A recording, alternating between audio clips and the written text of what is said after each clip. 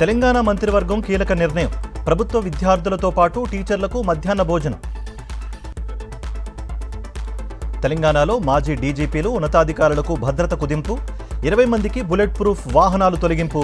67 మంది రాజకీయ నేతలకు సెక్యూరిటీ ఉపసంహరణ. కూటమి ప్రభుత్వం 2 ఏళ్లలో ఒక్క పింఛన్ కూడా ఇవ్వలేదు.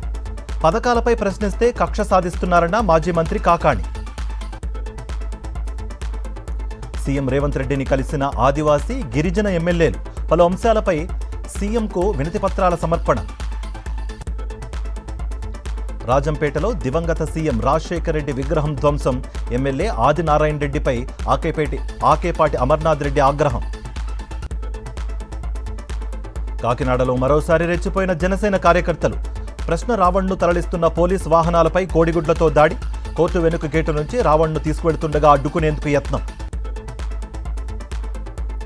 సింహాచలం కొండపై టీడీపీ నేత సౌజన్య కేక్ కటింగ్ ఫోటోలపై వివాదం. సైబర్ క్రైమ్ పోలీసులకు ఫిర్యాదు చేస్తామన్న ఆలయ ఈవో. సెక్యూరిటీ గార్డ్, దేవస్థానం అధికారులపై చర్యలు తీసుకుంటామని ప్రకటన. కావలిలో దాడికి గురైన గిరిజన మహిళకు వైఎస్ఆర్సీపీ నేతల పరామర్శ. న్యాయం జరిగే వరకు పోరాటం సాగిస్తామని బాధితురాలికి భరోసా. అల్లరి చేశారని విద్యార్థులను మందలించిన ఉపాధ్యాయుడు. టీచర్ను స్కూల్లోనే చితకబాదిన తల్లిదండ్రులు. బాసర ఆలయ చోరీ కేసును ఛేదించిన పోలీసులు. రైల్లో నాందేడ్ వెళుతుండగా నిందితుల అరెస్ట్. కిరీటం, వెండి పట్టీ స్వాధీనం. బ్లాక్ మనీ డెకాయిట్లతో చేతులు కలిపిన రిజర్వ్ పోలీసులు. 12 మంది కేటుగాళ్లు అరెస్ట్. 17 లక్షల నగదు, 3 కార్లు సీజ్. ఖమ్మం జిల్లాలో ఊడిపోయిన ఆర్టీసీ బస్సు ముందు టైరు. డ్రైవర్ అప్రమత్తతతో తప్పిన పెద్ద ప్రమాదం.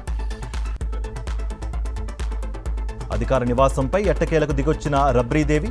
10 సర్కులర్ రోడ్లోని బంగ్లాను ఖాళీ చేసిన మాజీ సీఎం. పశ్చిమాసియా దేశాలకు విమాన సర్వీసులు పునరుద్ధరణ. ఖతార్, కువైట్కు సర్వీసులు పునరుద్ధరించిన ఎయిర్ ఇండియా. మహారాష్ట్ర రాజధాని ముంబైని వణికిస్తున్న భారీ వర్షాలు. చండీవలి ప్రాంతంలో మ్యాన్హోల్లో పడి వృద్ధుడు మృతి.